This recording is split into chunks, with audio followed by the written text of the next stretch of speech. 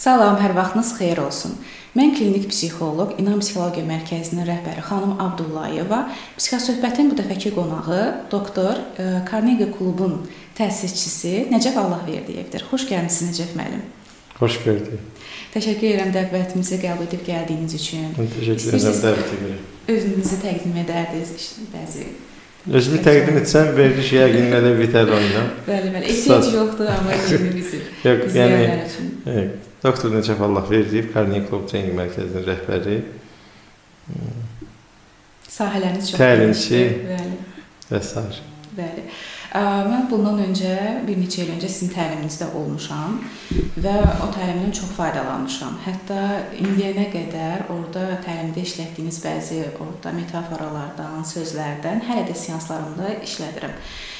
Çünki mənə ən çox müraciətlər arasında depressiya və təşviş pozuntusu həyəcanla falan bağlıdır və siz də bir natiq olaraq bunun üstəsindən necə gəlmək lazımdır. Təlimlərinizdə çox gözəl öyrədirsiniz və çox faydalı olursunuz. Və mən bugün istədim ki, bunu biz bir çox böyük kütləyə çatdıraq. Çünki çox faydalı bir insansınız. Mən istəyirəm ki, hər kəs bundan faydalansın. İlk sualım olacaq sizə. Bugünkü mövzularımız həyəcan, təşviş, natiqlik, şəxsi inkişaf, bu mövzular üzərində olacaq. İlk sualım belədir ki, toplum qarşısında olan həyəcanı, təşvişi necə yenə bilərik? Hansı bu barədə məsləhətləriniz var? Təbii ki, birinci ondan başlamaq lazımdır ki, toplum önündə çıxış edərkən və ümumiyyətlə insanlarla ünsiyyət saxlayarkən, insanlar bir qismi, deyərdim ki, çox böyük bir qismi həyəcan keçirdir və çox maraqlıdır ki, bizim təlimlərə gələn insanlar adət üzrə danışmağı öyrənməyə gəlirlər və belə bir paradoks yaranır ki, deyirəm, axı, burada şükürlər olsun ki, hamı danışa bilir və evdə bir çoxları dil öldür. Amma nətər olur ki, toplum öndə həmən gözəl danışa bilən insanlar danışa bilmir. Özüm biraz kənardan başlayıram ki, məsələnin kökünə varaq. Bəlli olur ki, hər hansı bir insan danışa bilir, gözəl danışır. İndi fitri istedadlarına görə kimisə diksiyası daha gözəldir, kimisə mənalı danışır. Amma və lakin bu kameralar, bu işıqlar və yaxud da ki, bəlli bir insanların qarşısına çıxdıqda bu danışıq qabiliyyəti elə bir sıfırlanır.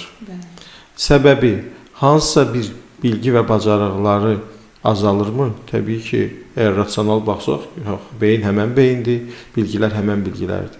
Burada biz görürük ki, psixologiya gəlir və fiziologiya üstün olur və bütün fizika qanunları sanki psixologiya girdikdən sonra dayanır.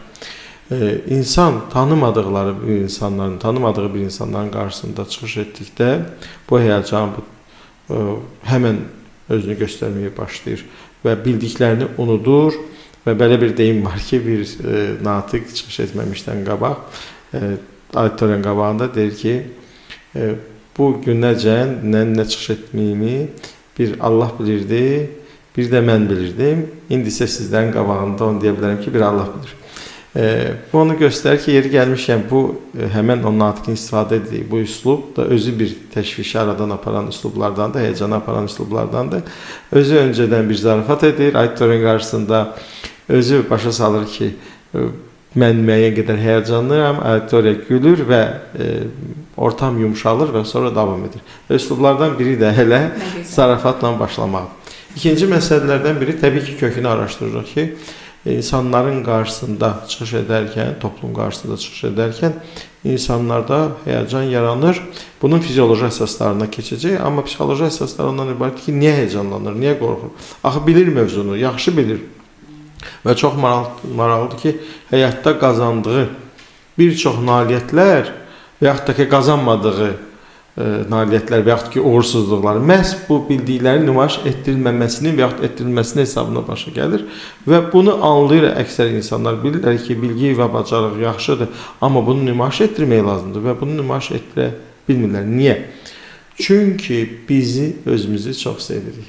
Psixoloqların adət üzrə insanlara verdiyi ən böyük tövsiyə bilmirəm indi sizdə nətər, bir çox halda burada mənim yerimdə oturan digər mütəxəssislər də yəqin deyirlər ki, ay insan özünü sev, özünü sev, özünü sev.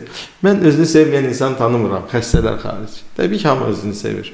Və o ana ki, hətta analara deyirlər ən çox analara deyirlər ki, özünü sev, bəs uşaqlarla o qədər ilgiləndin, özünü sevsən uşaqların da işləri düzələcək, ayrı mövzu keçirik. Amma həmin ana da özünü sevdiyindən o uşaqlara o qədər qayğı göstərir. Yəni o yenə də eqo qayğı, çünki öz uşaqlarıdır. Ayrı uşaqlarına qarşı deyil. Və bu özünü sevməyin də fərqli bəzən fəsadları olur və insan özünü o qədər çox sevir ki, bəzən o onun nitqinə mane olur. Niyə? İnsan toplum önündə danışanda, fikir verin, mən dərslərdə bir metafora getirirəm. Adi bir tutaq ki, yerdə bu enində tutaq ki, nə bilim, olsun 50 santimetr bir körpü götürsək, düz yerin üzərində bu laminat enində, 2 laminat, 3 laminat enində bir insana deyirik ki, bunun üzərində get. Və mən bunu dərsdə nümayiş etdirəm, indi burada texniki imkan yoxdur. Mən yeriyirəm, göz bağlı yeriyirəm, arxa-arxaya yeriyirəm, bir ayağım üstündə arxa-arxaya atdan qaydıram, gedirəm və görürsünüz, biləm, yıxılmadım. Normaldır və hər bir insan da bunu bacarar da indi normal sağlamasın. Sonra deyirəm, gəlin təsəvvür edib, bu körpü, həmin bu 50 santlıq körpü ki yerdəydi, bunu bir 50 santı yerdən yuxarı qalxızırıq. Mən yenə də orada yeriyəcəm, amma boynuma alım ki, gözü bağlı və tək ayaq üstü arxa-arxaya tullanmayacağım. Nə dəyişdi? Körpünün eni azalmadı, mənim bacarıqlarım azalmadı, amma mən həmən körpüdə rahat gedə bilmirəm. Bir çox maraqlı fenomen, çox maraqlı qorxu yaradacaq bir ünsür işə qoşuldu və subyektiv. Mən yıxıla bilərəm. Yerdən də yıxıla bilərdim, burada da yıxıla bilərəm. Amma yerdə yıxılmırdım. Amma burada yıxılmaq qorxusu niyə güclüdür? Çünki burada yıxılsam müəyyən qədər əziləcəm. Və təsəvvürün biz bu körpünü qalxızdırıq 10-cu mərtəbənin 2 dənə bu bizim mikrofonlar 10-cu mərtəbədir. Bura qoyuruq. Deyir, ay necə mənim, gəl bir yerdən bir ayaq üstə tullanırdım. Və mən gəlmərəm, heç yaxında da dura bilmərəm. Çünki sir açım, hündürlük qorxum var. Mən orada heç kənarında durmaram. Hətta bəlli bir böyük məbləğdə ödənişlər də versələr, getmərəm. Çünki niyə? Yenə də həmən bacarığım, hətta bu körpünü biraz da endiləşdirdirlər. Bilirlər 1 metr, deyirlər ki, heç keçmərəm. Çünki burada və yıxılsam, daha çox, yəqin sağ qalmaram. Deməli, baxın, insan hündürlük qalxdıqca, fizioloji, subyektiv olmağını da niyə deyim? Yəqin görmüsünüz, bir çox izləyicilərimiz də görüblər. Bu Çin körpüləri var şüşədən. O ayağı basanda sanki çatlayır və şüşədən olduğu ki, bəzi adamlar şüşədə olduğu üçün az gedə bilmir. Çünki subyektivdir. O körpünün qalınlığı, şüşənin qalınlığı çox-çox qalındır və yəqin ki, sınmaz, 100% sınmaz və o körpünün üstündə gedən insanlar Ahmet Çində görünüsündə nəzər qışqırırlar və s. Orada biz görürük ki, bu qorxu subyektivdir.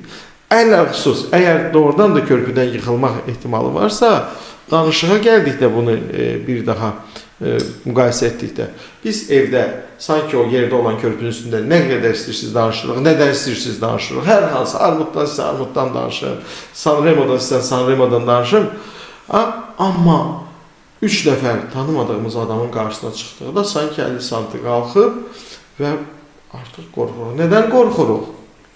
Biz özümüzü çox sevirik və o 3 nəfərin qarşısında bir çıxış etdikdə qorxuruq ki, səhv danışarıq, nə isə yanlış deyərik və onların gözündən düşərik. O bizim sözümüz var, türklərdə düşmək bizdə ayrıcıdır, amma burada eynidir, yıxılmaq. Yəni onların gözündən yıxıla bilərik, düşə bilərik. Biz egomuz istəmirik və istəyirik biz onların qarşısında danışanda daha fərqli danışaq, daha fərqli sözlərdən istifadə edək. İndi təsəvvür edin bu 3 nəfər yox, 100 nəfər. Böyük bir auditoriya və yaxud kamera və sənə bilirsən ki, turda 1 milyon adam baxa bilər. Bəli.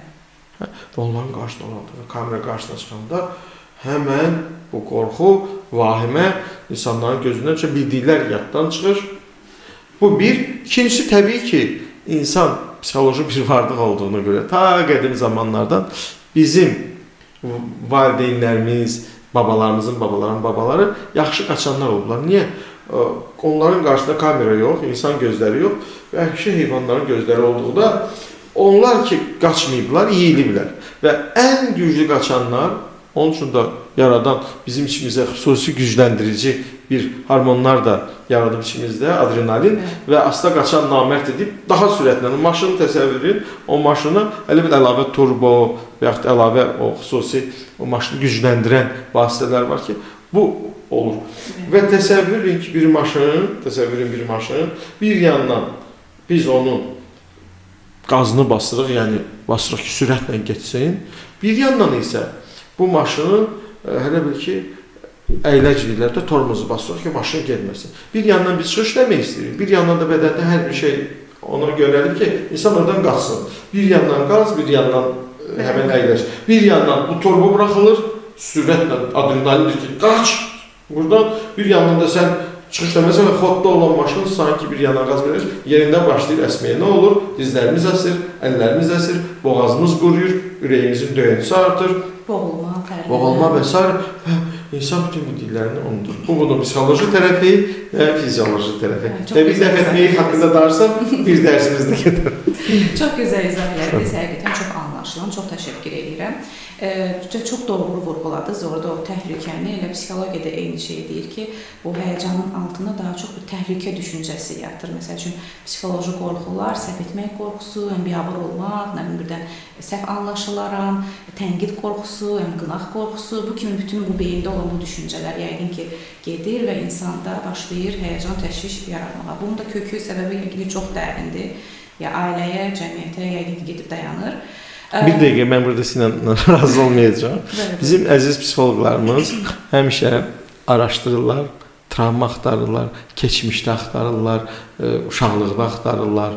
İndi bilirəm ki, daşqalaq olunacam. Bu dəqiqə ailə düzümü, sənin halan qızın, bibisi qızın, dayısın, nənövün, obursu, inkar etmirəm ki, bizim İndi nəsil nəcabətimizdə əvvəla kimin nəsil nəcabətində bütün insanlar günahsız, ideal və s. olub. Hamımızın, hələ bir insan yoxdur ki, onun nəsil nəcabətində hansısa səhv edən, pis xasiyyətli, hansısa travmalı insan olsun. Bunu qoyduq bu ümumi ailə düzəni. İkincisi, hansı uşaq ideal və ən gözəl tərbiyə alıb? Heç kəs. O uşaq ki, hansını ki, əldə böyüdüb valideyn, o uşaq 100% deyəcək ki, valideynlərim məni panik şəraitində böyüdüblər. O uşaqlar ki, hansılar ki, keçmiş zamanda yumruq altında və yaxud ki, sərçə, onlar mənim atam, yəni hər hansı bir uşağa baxsaq, o ələxsus bugünkü psixologiya eynəyini taxsaq, görəcək ki, bu yazıq travma keçirir. Travmasız insan yoxdur. Və biz travmalardıq, mən burada nəzərə alsaq ki, bu çıxış qorxusu 80, 90, 95%-ə aiddirsə, burada mən deyərdim ki, bu təbii fitri insan içərisində özünü sevgidən qaynaqlanır ki, özünü o qədər çox sevir ki, bu da normaldır da, özünü qoruma refleksi, instinkti və s. İstəmir ki, insanların gözündə o itirsin öz imicini, öz hansısa, başlayır, misal üçün söz verir bizim təlimlərdə bu cür deyil, bir insana hər hansı bir söz haqqında danışır. Misal üçün, alma haqqında danışır. Dərslərimizi qutaran insan danışır ki, alma nə gözəl, çox dadlı və vitaminli meyvədir. Alma haqqında onu deyə bilərəm ki, bəzi insanlar özlərində qüsurlar görürlər, amma ən çox və ən bahalı alma dişlənilmiş almadır. İnsanlar böyrəyini satırlar bu almaya görə və çoxlu danışmaq olar alma haqqında. Amma təsəvvürün bizim dərsimizi keçməyən bir insan verir. Alma haqqında çox şey danışmaq olar. Mən buradan həmən deyirəm ki, buyurun, danışın, biz imkan yaradacaq. Alma haqqında nə danışmaq olar? Alma meyvədir. Bu adam niyə bu cür bu hala düşür? O istəyir ki, bu kamerasız, baxırsız və s. tamaşaçılar, izləyicilər. İstəyir alma haqqında, istəyir ki, alma meyvədir, bunu hamı bilir. İstəyir daha nəsə gözəl, daha elmli danışsın və bütün bildiklərini də unutmuş olur. Amma burada resept verək ki, elə əsas danış, əsas susma. Qarşı tərəf, sən və ümumiyyətlə çıxışlarda da, bəli, təbii xüsusi çıxışlar var ki, rəsmi olmalıdır və s. Orada sən məxsus hazırlaşırsan. Amma ümumilikdə çıxışların nə qədər çox səmimi olsa, insanların başa düşdüyü dildə olsa, bir o qədər insanların gözündə daha çox qalxacaqsan. Bundan qorxma. Üzr istəyirəm, müdaxilə edirəm. Yox, təşəkkür edirəm. Tamamilə haqlısınız, razıyam. Deməli, növbəti sualım belədir ki, deyir ki, səhnə öncəsində artıq səhnə toplum qarşısına çıxacaq. Öncə hər hansısa bir nəfəs texnikası, bədən texnikası, məsləhət görə biləcəyiniz hər hansısa bir belə bir məşq varmı? Təbii məşqlər var və bunun üçün də əziz izləyiciləri, təlimlərimizə dəvət edirəm ki, orada öyrənsinlər. Çünki ödəniş verənlərin haqqına girməyin, zarafatlayın. Təbii ki, sirlərin hamısını açmırıq, ödəniş edənlər üçün də bəzi şeylər qalır, bir çox şeylər qalır. Bir həkim kimi onu deyə bilərəm ki, istənilən xəstəliyin 3 cür müalicəsi var. Birincisi, bizim ən çox istifadə edədiyimiz simptomatik müalicə. Artıq işdən keçib, bir insanın qızdırması var və bu qızdırma onda müəyyən fəsadlar yarada bilər, sudurqalar, yer gəlmişkən sudurqa Azərbaycanca nədir? Sudurqalar ola bilir və s. və ona görə bu, həm uşaqdadırsa, xüsus, böyükdədirsə fərqi yoxdur. Birinci bizim işimiz bu simptomlar ki, fəsad törədə bilər, onların qarşısını almaqdır. Qızdırmanı salmaq. Bu qızdırma qarın ağrısından da ola bilər, bakteriydən də ola bilər, virusdan da ola bilər, müxtəlif səbəblər ola bilər. Boğaz ağrısı və s. Birinci qızdırmanı salırıq ki, fəsad olmasın. Bu simptomatik müalicə.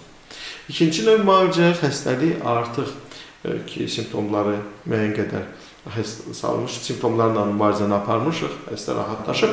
Generativ xəstəliyin nədən yaranmağını tapıb onu müalicə edirik. Əgər bu tutaq ki, virusdursa, virusa qarşı nəsə edirik. Bu bakteriyadırsa, bakteriya qarşı xüsusi tapılır, hansı ştamlardır və s. onlara qarşı müalicə aparırıq və s. və s. İltihab və s.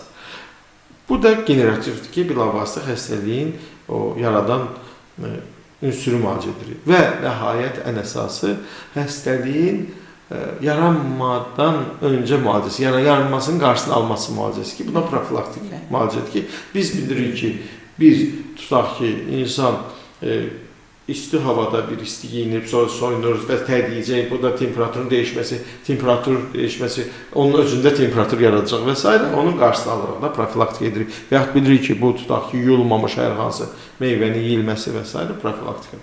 Təbii ki, ən gözəl üslub profilaktikadır. İndi bu mövzunu bizim bilavasitə danışığa gətirib çıxarsaq, görəcək ki, bəli, insan öncədən çıxışdan qat-qat öncə və yaxud da ki, həyat boyu çıxışlarına hazır olmalıdır toplumun önündə və s. Çünki bilməlidir ki, həyatda uğur qazanmaq istəyirsə, bilgi və bacarıqları nümayiş etdirməlidir və bunun üçün də bu həyəcanı dəf etməlidir və çıxışdan, çıxış şədonuna təklif olunmamışda bu məsələsini həll etməlidir. Bu bir. İndi onda da üslublar var və s. özünə güvən, özünə inan və s. Vaxtımız azdır, ona görə oralara girməyim. Artıq səhnəyə çıxmalıdır. Səhnə qarşısındadır. Burada da bir neçə üslubdan danışın. Bunlardan biri siz dediyimiz kimi nəfəs texnikalarıdır. Biz nəfəsimizi dəyişdirdikdə orada çoxlu üslublar var. Şar üslubu, şar küçüldürsən, partladırsan, kvadrat nəfəs alma var. İnternetdə bu dəqiqə məsələlər çox asanlaşır da. Biz məsələnin adını deyirik, qalanını siz ChatGPT-dən soruşursunuz, bütün bunların hamısını göstərir. Bu texnikalar var və çoxlu sayda nəfəs texnikalarının çox maraqlı bir mənim müəllif nəzəriyyəm var burada ki, nəfəs texnikalarının istəniləni çox müsbət təsir edir. Niyə? Heç bir yerdə oxumamışam, görməmişəm. Təlimlərdən formalaşan bir fikrimdir ki, bəlkə daha vaxtsa bu sahədə elmi işlə yazmaq olar. Fikir verin. İnsan orqanizmində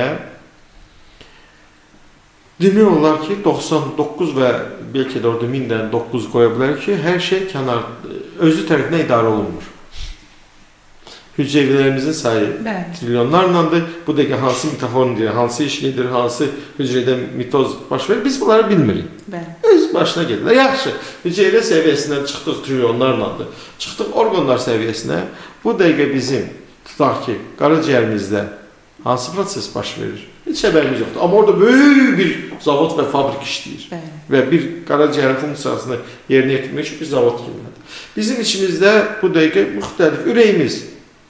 Bizdən də yaşlı olan bir orqandır. Biz dünyaya gəlməmişdən qabaq işləyir. Hansı klapan açılır? Bu dəqiqə soruşduq əziz izləyicilərimizdən, 4-cü qrup xarici, həkimlər xarici və bəzi bilgili dostlarımız xarici.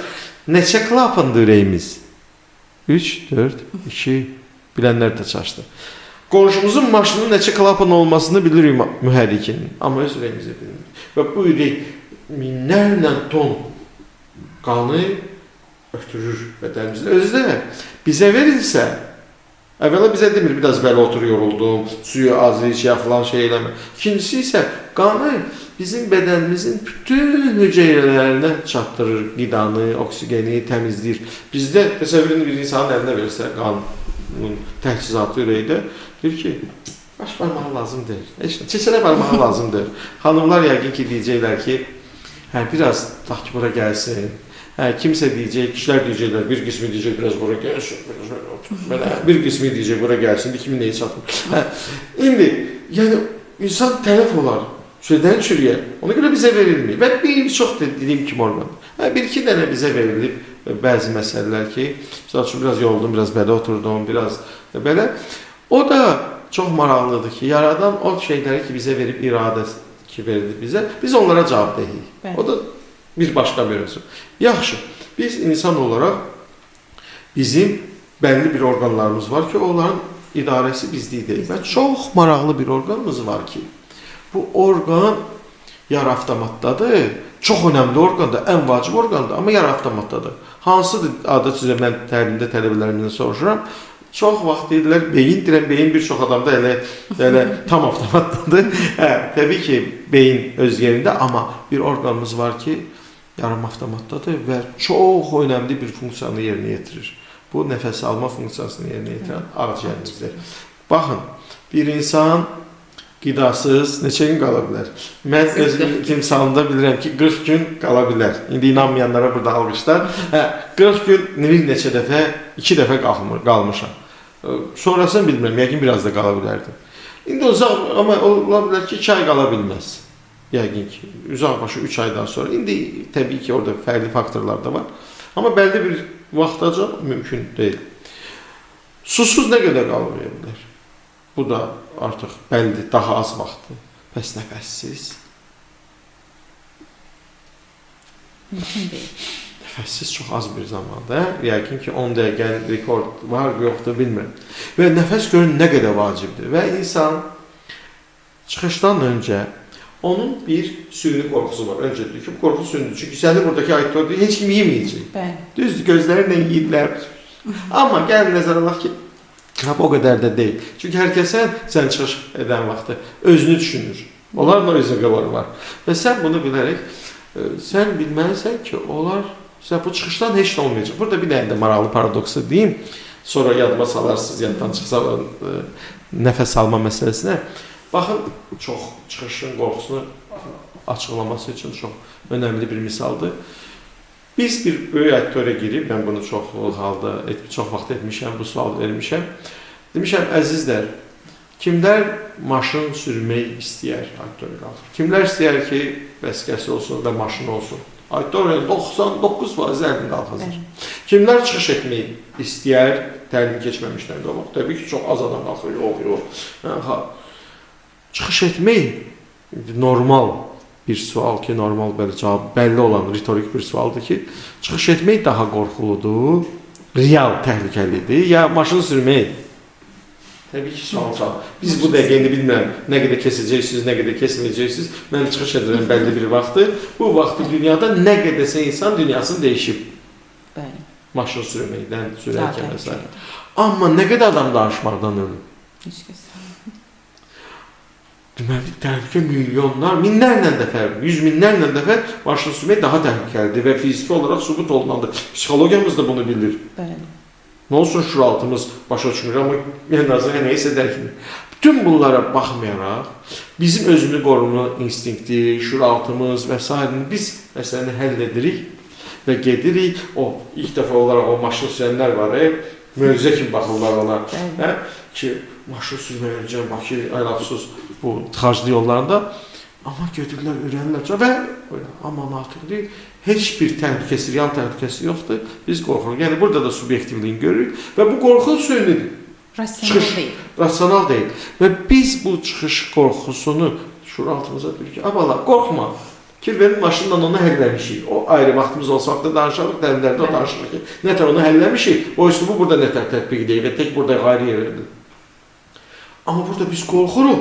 Burada indi nəfəs texnikası nədir? Çox maraqlıdır ki, şuraltımız bizim əqdimizi adam yerinə saymır. Özüm belə kobud və açıq ifadə edirəm ki, qəbul etmir. Deyirlər ki, orada trionu çağır, trioda 3 nəfər olur. Deyir, mənim orada kvartetdir, 4 nəfərdir. Deyir, o uzun var, mən onu adam yerinə saymıram.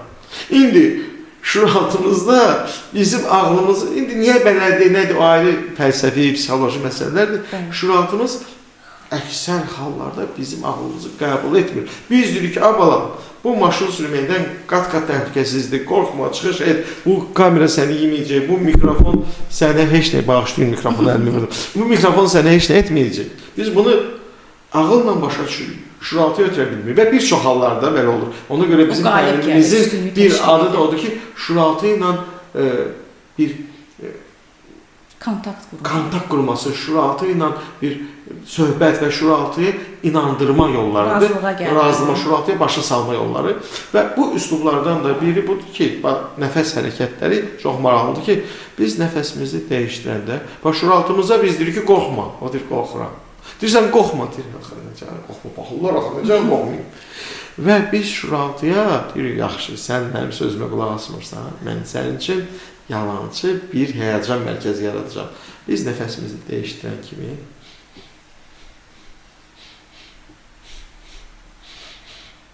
fərqli formatda dəyişdirən kimi şuuraltı bilmir axı, ağlı adam yerinə saymadığına görə başa düşmür ki, biz bunu yalandan edirik. Bir orada siqnal yaranır, alarm yaranır, təşviş yaranır ki, aha, bunun nəfəs almasında nəsə dəyişikliyi var, yeni təhlükə var. Və bu yeni təhlükə əslində qalsa həqiqi təhlükə deyil. Və biz yeni bir yalancı təhlükə yaradırıq. Digər şuuraltıda olan o təhlükə ki var, hansı ki real təhlükə deyil, çıxış qorxusu. Biz onu azaltmaq üçün süni şəkildə nəfəsimizi dəyişdirməklə şuuraltını anladırıq. Şuuraltı o fokusu, çıxış qorxusundan gəlir bu nəfəs qorxusuna və biz pazla çıxardırıq sanki. Və o barə texnikalar, mən həkim olanda, diş həkimi olanda bir Alman üslubu vardı ki, dişin ağrısa bir yerini çimdiylə. Çimdiyləyirsən, o ağrı müəyyən qədər fokusu azalmış olur.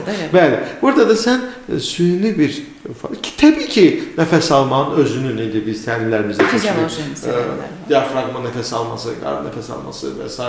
Ağcıya nəfəs alması, fərqli nəfəs almalar var, dərindən nəfəs alma. Nəfəs almanın özündə, indi bu sahəni siz məndən də yaxşı bilirsiniz ki, panik ataka yaxınlaşan bir insanlara tövsiyə olunur, təşviş ki, əllərini bir hansıya bir paket götürsünlər, yəni paket yoxsa əllərini bölürsünlər və belə nəfəs alırlar və burada oksigen azalır, karbon qazı artır və s. Karbon qazının özünün xüsusi təsirləri var. Ümumiyyətlə, nəfəs saxlama, karbonlaşdırma bədəninin, oksidləşmənin azalması və s. Çoxlu onların öz təsirləri var və fərqli buteik üslubu var, nəfəslə xüsusi xəstəliklər var. Bu öz yerində nəfəs texnikaları. Burada isə bunun bu psixoloji və şuuraltı texnikasından danışır. Digər bir üslubu da bölüşür, sonra gedək qabağa. Təsəvvür edin bir auditoriya qarşısında siz qorxursunuz, keçdiniz pərdənin arxasına, pərdənin arxasından baxdınız, nə qədər insan qorxursunuz, neyinir? Bu təbii ki, psixoloji üslubudur. Sən auditoriyaya baxırsan, deyirsən ki, yox, mən çox yüksəkdədirlər, mən onları şuuraltı heç cürə həll edə bilmirəm. Məsələni, burada belə bir üslubda istifadə edirsən ki, bu auditoriyadakılar dovşanlar,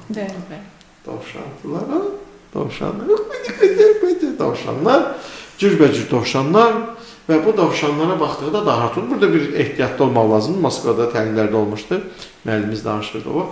Deyir ki, bir nəfər çıxır və deyir ki, Здравствуйте, дорогие зайчики. Salam əziz dovşanlar. Təbii ki, bunu sən özün bilirsən. Yəni, dovşan, sən onları aşağılamaq üçün yox, özü qorxunu dəf etmək üçün bilirsən. Və dovşan kimi baxmaq çətindirsə, buna paralel bir üslubda ola bilər, uşaqlar kimi baxırsan. Uşaqlardır, gəzər. Mən istifadə etmişəm. Bu bir üslubdur. İkinci üslub, auditoriyada baxırsan belə, mənə də kimi baxırdınız bir yaxda.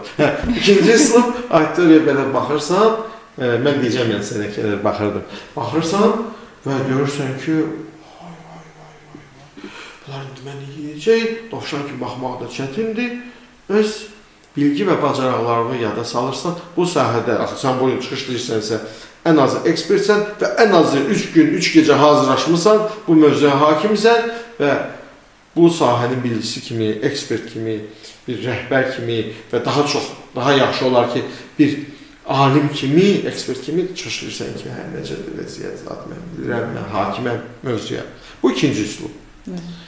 Və üçüncü üslub, Nəcəf müəllimin özünün tətbiq etdiyi üslub. İndi siz biləcəksiniz ki, mən sizə nətər baxırdım. Amma bəlkə bölüşməyək. Çünki sonra da dislike'lar gələcək, sizin verilişinizə də altda pis kommentlər gələcək.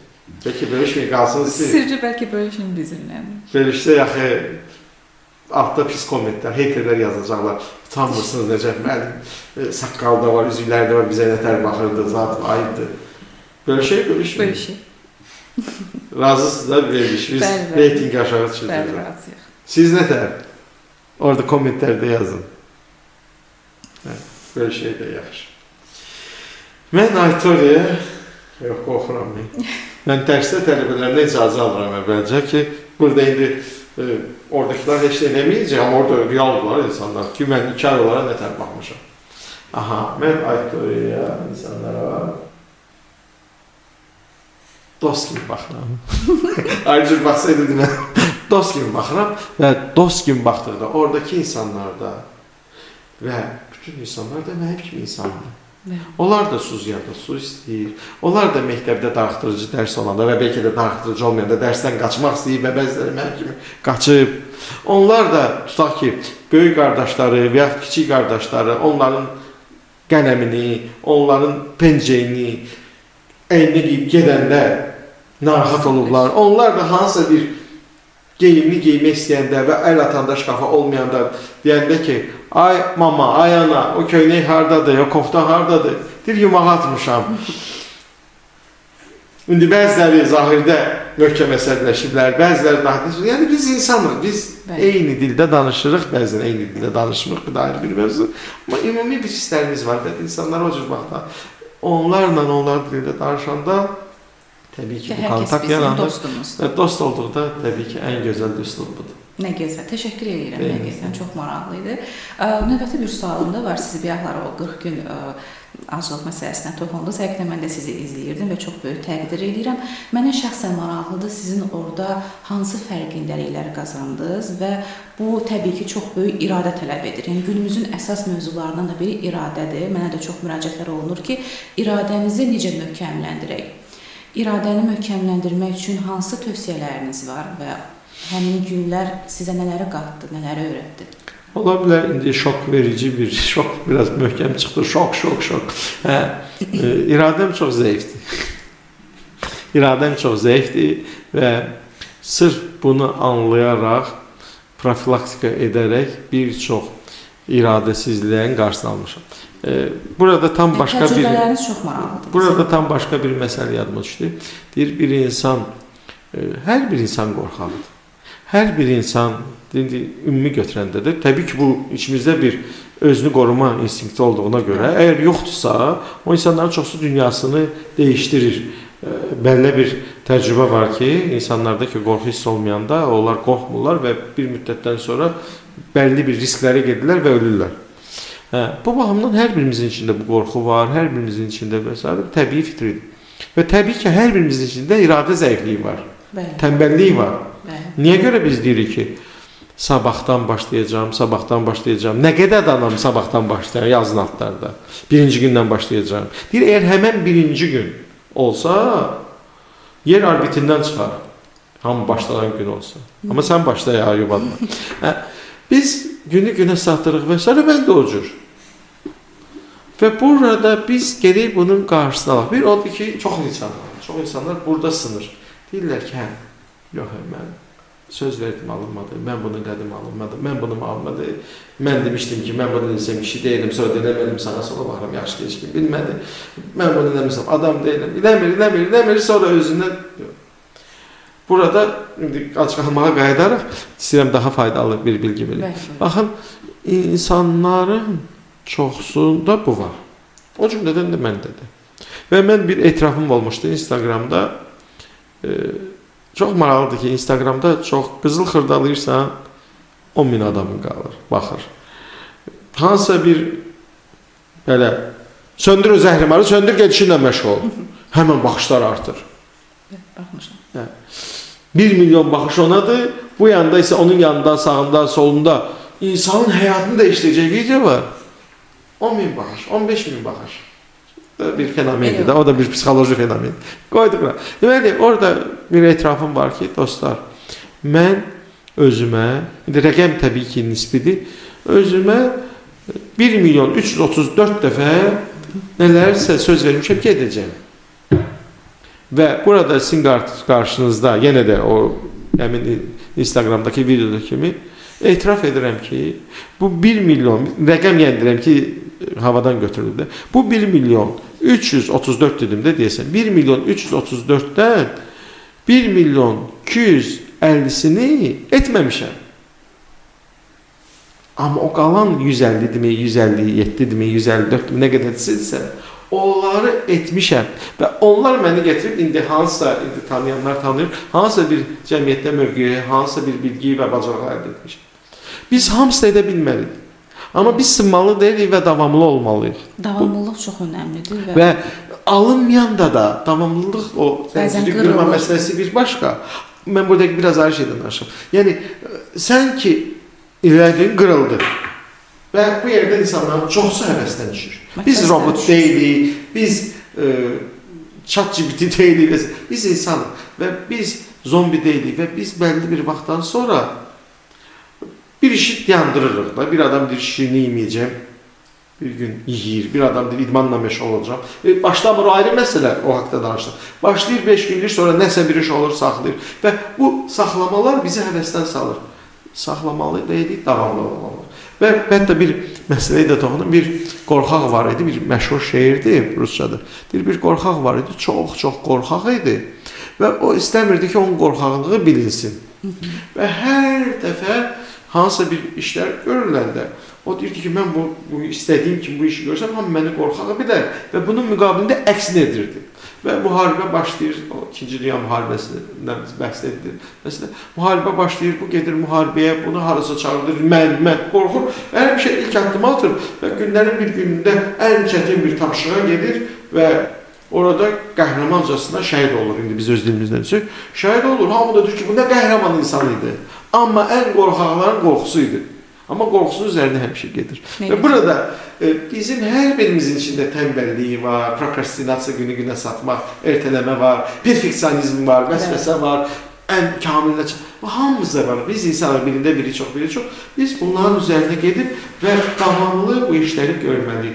Hələ olanda iradəmiz güclənəcək. Sirlərdən də biri tutaq ki, baxın, mən çox gözəl başa düşürəm o əzizləri ki, hansılar ki, inanmırlar mənim 40 gün yeməməyimi. Mən özüm də adi günlərdə tutaq ki, 40 gün qutarıb, çəki, demişəm ki, bunu arıqlamaya görə etməyin, çəki qayıdır. Və adi günlərdə deyirəm ki, bu dadlı dondurmanı yeməyim. Və yemişəm, yeməyim də, amma yiyirəm. Deyirəm, mən 40 gün özümü saxlayan adam, bu gün heç olmasa bu dondurmanı yeməyim də, bunun kalorisi çoxdur və s. Amma yiyirəm. Və o həmən vaxt mənim yadıma düşür, o mənim haterlərim, məni izləyənlər ki, hansılar ki, o dondurmanı yedilər, istəmirlər. Deyirlər ki, bu nə danışır, 40 gün nətər yemir, mən hiç bildən. Və mən onları onda başa düşürəm. Amma 40 gün nətər olur? 40 gün mən şüratımdan sanki bir saziş imsanlarım. Bu da üslublardan biridir ki, mən bunu etməyəcəm. Və köməkçi vasitələrdən də bir ictimailəşdirməkdir. Deyərdim, bəlkə birinci yerdə ictimailəşdirməkdir. Amma o cürdə tam deyil. Niyə? Çünki bəlli bir vaxtlarda mən tutaq ki, evdə ailə üzvlərinə demişəm ki, mən başlayıram, amma hələ heç kimə demirəm. 20 gün saxlamışam, mən heç kim bilmir, heç kim demədi ki, başladı, saxladı. 20 gündən sonra elan eləmişəm. Yəni, burada təbii ki, elan ediləndən sonra, hamı biləndən sonra bir işi ki, hansı bir işə başlayanda çalışın, elan deyin, qorxmayın, alınmayanda deyin, alınmadı. Orada o da köməkdir və burada kömək edən vasitələrdən biri ki, müddətli olmalı məsələsi var. Mən bilirəm ki, 40 gündür. Burada da elə fürsətdən istifadə edeyim, ac qalmaq lazım deyil. Bir maraqlı tövsiyə verim ki, hansısa bir işlər sizə çətinlikdirsə, onları mütəmadi, davamlı etmək sizə çox çətin gəlirsə, özünüzü əskərliyə çağırın. Özünü əskərliyə çağırmaq nədir? Bəlli bir gün ərzində qoyun. Tutaq ki, mən 10.000 addım yeriyəcəyəm, bir ayda, bütün ömrü boyu 10.000 addım yeriyəcəyəm, bu mümkün deyil və s. Dəhşətli görsənir. Siz özünüzə deyin ki, mən 20 gün, 10 gün, 40 gün. Söhbət indi yerimək, misal üçün deyim, ingilis dilində öyrəndiyimiz sözlər və s. Bəlli bir vaxt qoyun və həmən vaxtı zamanını məhdud qoyun ki, bilin ki, mən bu vaxt bu işləri görəcəyim və həmişəkindən normasından daha artıq bu işləri görəcəyim. Şuraltı deyir ki, hə, bəlli bir vaxtacaq da heç də olmaz. Və kiçik hissələrə bölsün. Bəli, bu gəlib bir 40 gün bu işi görəcəyim. 40 gün mən daha qlobal mövzulardan danışıram ki, məsəl həyatını dəyişdirmək üçün 10 dənə kitab oxumalıyam və bir hansı bir kitab yazmalıyam, yoxsa hansı iləsin. Sonradan orada 2 dənə məsələ çıxır. Ya bu işə öyrəşir və davamlı olur. Bəli. Ya da öyrəşməsə də bu işin həmən vaxtı avantajını, həmən vaxtı müəyyən xeyrini götürmüş olur. Bəzi hallarda da elə bu kifayət olur ki, misal üçün 40 gün hansısa bir bilgiyə həsr edir özünü, 40 gün, gecə gündüz neçə saat öyrənir və s. və 40 gündə öyrəndiyi onun ömrünə tutaq ki, bəlli bir hissəsinə təsir etmiş olur. Hə, bəzi mövzularda 40 gün yox, tutaq ki, hansısa bir elmi sahədə, hansısa təhqiqat sahəsində, hansısa bilgi almaqda özünə 2 il əskəriyə çağıra bilər. 10.000 saat məsələsi var da. Həmən 10.000 saatın 7-8 minini bəlli bir vaxtda öyrənə bilər. Sonra o sahədən ömrə bir mütəxəssis ola bilər. O 2 il əziyyətin müqabilində niyə görə əskəriyə edirək? O 2 il əziyyətin müqabilində sonra ömrünün axınacan həmən o 2 ilin bəhrəsini ala bilər. Bəli, bəli. Tamamilə doğrudur, tamamilə razıyam. Çox təşəkkür edirəm. Növbəti sualım isə belədir ki, biraz natiqliyə yenə də toxunmaq istəyirəm. Yaxşı bir, uğurlu bir natiq olmaq üçün, yəni bir insan özündə hansı keyfiyyət və bacarıqları formalaşdırmalıdır? Təbii ki, baxmalıdır, necə müəllim telefonu hardadır, Karnikov hardadır, özündə güc tapmalıdır, gəlməlidir. Biz zaten 5 aya bölmüşük ödənişi. Yavaş-yavaş ödənirik. O 2 aya amma mütəmadi gəlməlidir. Bu reklam hissəsidir. Bəzən bəzi qorxular, bəzən niyə psixoloqların yanına gedirlər, niyə təlimçilərin yanına gedirlər? Əgər insan özündə güc tapmırsa, öz içində olan potensialı üzə çıxarda bilmirsə və elementar adi məktəb nədir? Bir çox riyaziyyatçılar ola bilər, ən gözəl riyaziyyatçıdır, məktəbə gedir, müəllim onu tənzimdir. Ona görə məktəb, müəllim bu baxımdan faydalıdır. Amma əgər indi kimdəsə alınmırsa və s. bir dənə tövsiyə, o tövsiyəyi yerinə yetirsə ən güclü natiq olacaq. Amma eğer bu o kadar hasant olsaydı, yani ham olmuştu. Ben gizletsem de gizlenmesem. Özüne inanma, özüne güvenli olma. Eğer bir insan özüne inanma, özüne güvenli olsa, o tanışılacaq. Teşekkür ederim. Bəs özünə inam, özünə güvənli olmaq üçün nələr məsləhət görərsiniz? Kendisine reklamı vardır. Bu, baxın, mən deyəcəyim. Amma bir çoxları bunu mənsiz də eşidiblər və yaxud da ki, etməyə çalışacaqlar, almayacaq. Təsəvvür bir alma ağacıdır. Bu alma ağacı bəhr vermək üçün biz ona verilən bütün qidaları, almanın qidası, ağacın qidasını altına söküşür ağacın altına. Ya o çürüyə bilər, ya da ki həmən 3 günə verməyəcək. Çünki bəlli bir vaxt lazımdır ki, onlar. Amma mən sizə bir life hackla bölüşürəm ki, əgər bunu edə bilsəz, həyatınız dəyişəcək. Təlimlərdə də bundan danışaq. Sadəcə bunu bir gün etmək çətindir deyə biz bu təlimləri 2 ay vaxt ayırıq ki, insanlar bunu tədricən bizimlə birlikdə etsinlər. Özgüvənli olmaq istəyirsənsə, öz inamlı olmaq istəyirsənsə, bu da yeri gəlmişlər Şuraltı ilə söhbətin bir formatıdır. Bədən dili. Özü elə apar ki, sanki bədən dili. Bədən dili. Sən deyirsən ki, mən özgüvənliyəm o Şuraltı dili. Nə? Mən səni eşitmirəm. Sən bədən dilini dəyişdirirsən, bax, 3 cür bədən dili var. Bir bu. Təsəvvürüsü mən mənə danışıyorum. Mən təşəkkür edirəm ki, məni dəvət etdiyinizə görə.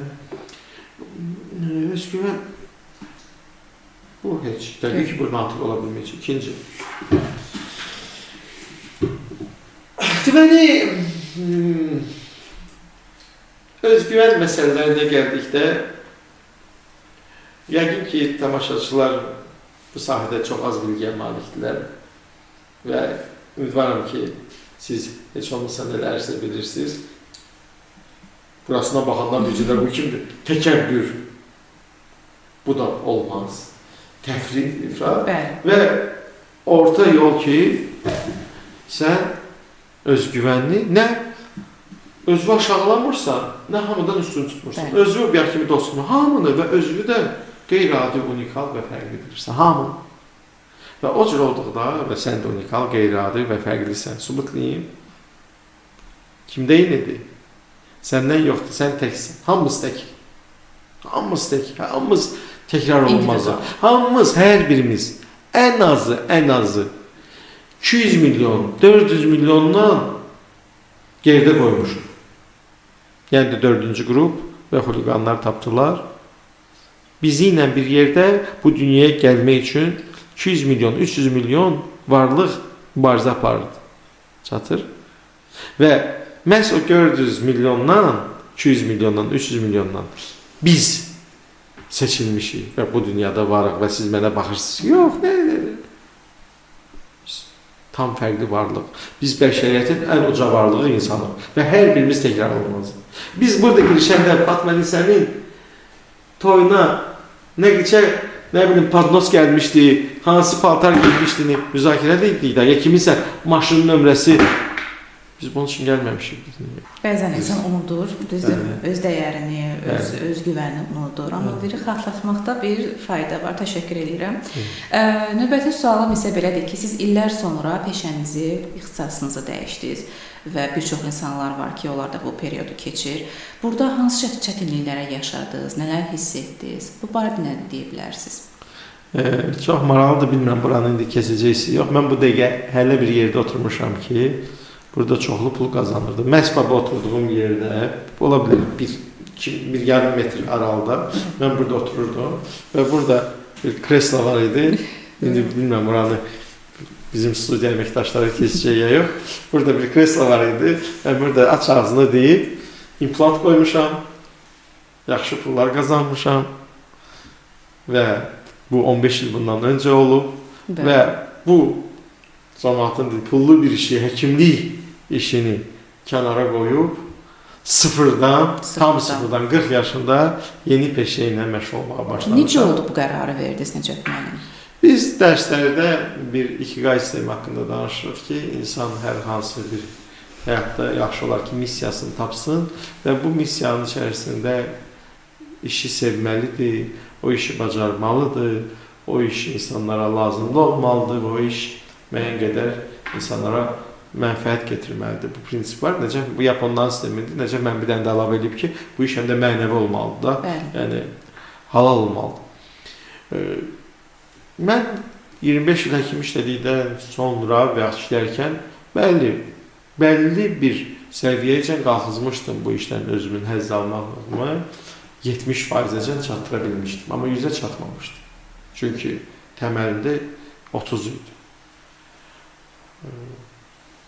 Bəli, o işin hesabına bir çox bilgilər əldə etdim. Dünyanın 30 yaxın ölkəsini gezdim. Çoxlu fərqli insanlar, dostlar qazandım. Bəlkə də dünya görüşüm çox dəyişdi və bəlkə də o yolu keçməli idim ki, sonradan hələ mən tutaq ki, əvvəlcədən məktəbli olarkən, məktəbi qutararkən bu peşəm heç yox idi, indiki peşəm. Təlimçi peşəsi yox idi, nativlik peşəsi yox idi. Heç bəlkə də tapa bilməyəcəkdim. Mən riyaziyyatçı olmaq istəyirdim. Amma hələ oldu ki, 40 yaşımda artıq bu peşə formulaşdı. Getdim, oxudum, qutardım, gördüm ki, insanlara faydalıdır. Artıq 99-cu qrupamız fəaliyyət göstərir. Bu yaxınlarda 100-cü qrupamız olacaq. Heydər Əliyev sarayında 15 illiyimizi və 100-cü qrupamızın başlanmasını təntənəli şəkildə qeyd edəcək. 1800 nəfərlə birlikdə Uğurun Formulu adlı tədbirində dəvət edirəm sizləri, biletləri indidən al. Çox maraqlı olacaq bədii gecəsi və təbii ki, mənim maraqlı, burada bölüşmədiyim digər Uğurun formullarını bölüşəcəyim, dəvətlisiniz. Və sayıram ki, içdən gəldi və həyatımda bir çox hallarda hələ addımlar etmişəm ki, hələ addımlar atmışam ki, bir çoxlar deyib ki, bu nə mənasız bir iş deyil və yaxud bunun axırı psixolojik şükürlər olsun ki, faydası var. Bəzən insan o içində çox halal sözlər var. İçdə çox səslər var. Dəli şeytandan tutmuş, cürbəcür şeytanlara Allah lənətləsin. O ağıllı və düşüncəli olaraq o iç sözünə də qulaq asmaq lazımdır. Deməli, həmin o çətin zamanlarda sizə iç səsinizmi kömək etdi? Çətin zaman deyildi. Mən bəlkə də ən yaxşı zamanlarım idi. İndi o vaxta baxdıqda daha səyahət edirəm, daha çox səyahət edirdim. Qazancım da kifayət qədər yaxşı idi. Çətin heç nə yox idi. Sadəcə olaraq hiss edirdim ki, sevdiyim iş daha çox sevdiyim bir iş var. Yəni özünüzü burada görürdünüz və özünüzü burada reallaşdırdınız. Nə gözəl, təşəkkür edirəm. Çox təşəkkür edirəm Nəcəf müəllim. Həqiqətən çox maraqlı oldu, çox axıcı oldu. Heç vaxtın necə getdiyini heç bilmədik. Yavaş-yavaş amma sonuna gəlirik. Ona görə son sualım şəxsi inkişafla bağlıdır. Bu gün şəxsi inkişaf mövzusu bir çox insanlara maraqlıdır. Hər kəs özünü inkişaf etdirmək istəyir. Nəcəf müəllim, şəxsi inkişafın önündə hansı maneələr dayanır insanların?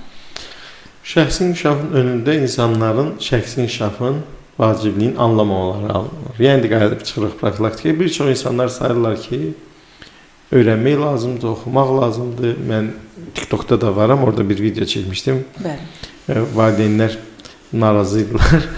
Orada məktəbdə 5 alan, belə göstərirəm, məktəbdə 3 alan.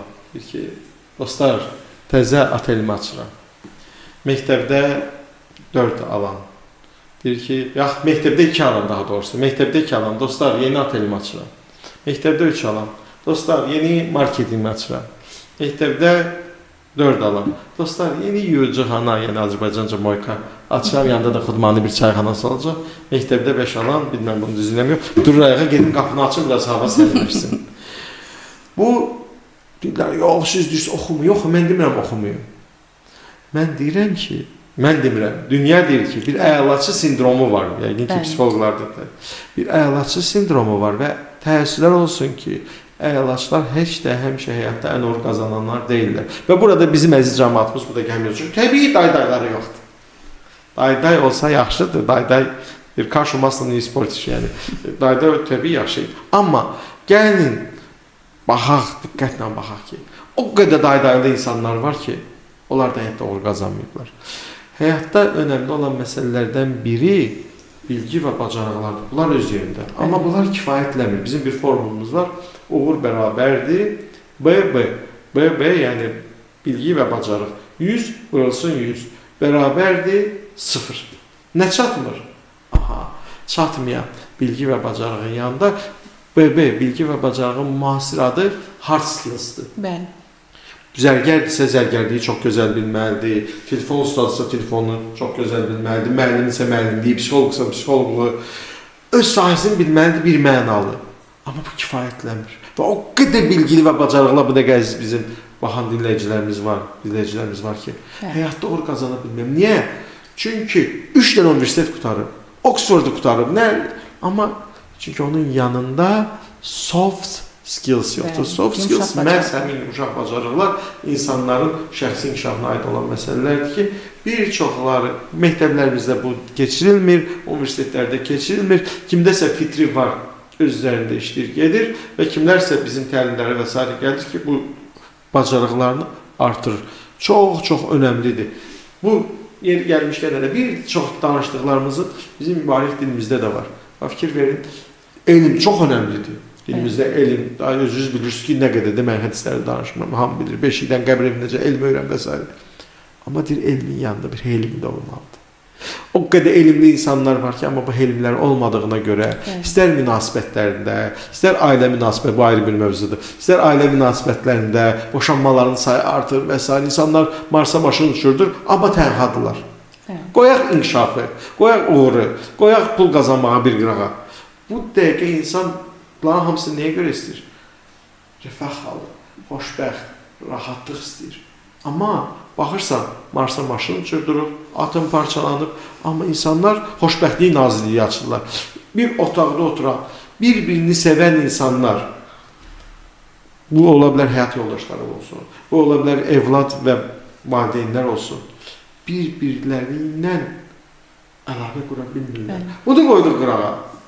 Ən dəhşətli odur ki, özü ilə əlaqə qura bilmir. Özü ona görə gəlirsin yanımıza, bizim yanımıza. Özü ilə dost ola bilmir. Bağ qura bilmir. Özü ilə söhbətləyə bilmir. Özü ilə konfliktdədir. Təbii ki, insan əgər özünü tanısa, insan əgər yaradanını tanısa, insan əgər öz içindəki o konfliktləri həll etsə, ən uca varlıqdır və fürsətdən istifadə edib hər bir izləyicimizə arzu edirəm ki, o içindəki o düyünləri açsın, özü ilə yola getməyə başlasın. Özü ilə yola gedəndən sonra digər insanlarla da yola gedəcək. Hər birinizə uğur və xoşbəxtlik arzu edirəm. Təşəkkür edirəm. Bəli, çox gözəl vurğuladınız. Özü ilə münasibət deyir. İnsanın ən uzun müddətli münasibəti elə insanın özü ilə olan bir münasibətidir. Yəni bütün münasibətlərin elə kökündə insanın özü ilə münasibəti dayanır. Əgər insanın özü ilə münasibəti bəli yaxşı olarsa, təbii ki, ətrafla da münasibəti yaxşı olar. Amma bəzən insanın özü ilə daxili konflikt olur. Yəni içində iki dənə səs olur, biri elə deyir, biri belə deyir, içində müharibə gedir. İnsan bu zaman depressiyada yaranar, baş ağrıları yaranır, yuxuya getməyə çətinlik çəkir, onu daha da qıcıqlı edir, daha da aqressiv edir.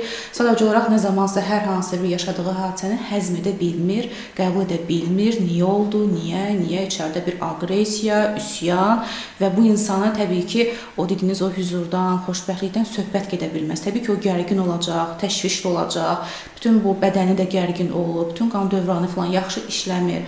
Bax, bu zaman təbii ki, insan özü həll edə bilirsə, nə gözəl. Amma düyünlər dedizə, bəzən insan elə ki, ilişir, həll edə bilmir. Amma çox şükür ki, bugün hər sahənin öz mütəxəssisi var. Əgər hiss edirsinizsə ki, nəsə biraz ilişmələr varsa, mütəxəssisə müraciət edin ki, hansı ki, bu düyünlər açıldıqdan sonra təbii ki, daha rahat ola bilərsiniz. Yəni mütləq o daxili tənqid edici səs mütləq azalmalıdır, qaydasında olmalıdır. Özü ilə belə biri var monoloq, yəni belə biri danışır, biri bunu tənqid eləyir, biri var isə dialoq. İnsanın özü ilə ünsiyyət şəkli dialoq şəklində olmalıdır.